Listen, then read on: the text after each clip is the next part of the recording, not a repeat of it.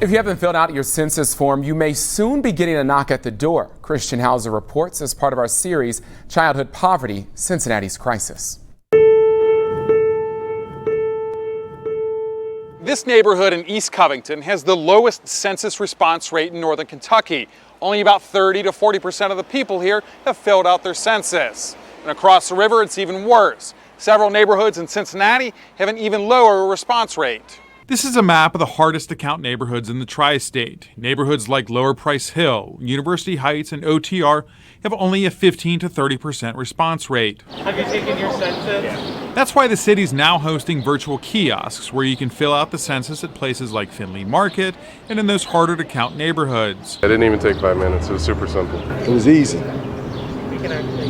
People should fill it out for the government funding that it's supposed to provide for the neighborhoods, for the communities. Right now, Chandra Yungbluth says because of COVID-19, we're about 7% behind where we were about 10 years ago. For every head that's counted in Hamilton County, we stand to lose or gain $1,814 per year over 10 years. This is $18,000 over 10 years. That's billions of dollars over 10 years for this region. That money usually affects those in hard-to-count neighborhoods first. There is literally nobody in this country that's not impacted by census data. So if you're looking at federal government-funded programs based on census data, it's over 300 programs. That covers everything from school lunches that are supplied, even during remote learning, to benefits like SNAP and food stamps. The census data also helps local governments know where a bus stop should be placed or a health center in a neighborhood. So if an area doesn't respond, it's harder for those who don't live there to understand its needs. But why don't hard-to-count areas want to be counted?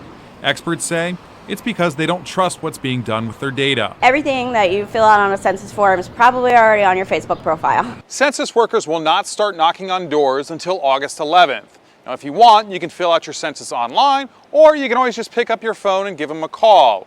In Covington, Christian Hauser, Local 12 News. All right, Christian, thank you so much. So filling out the census form is actually really easy. Go to my2020census.gov and click Start Questionnaire, put in your name, address, gender, race, and age. And you do the same thing for anyone else in the household. Then submit it. It's that simple and takes fewer than 5 minutes. For more on how the census impacts your house, head to CincinnatiPoverty.com.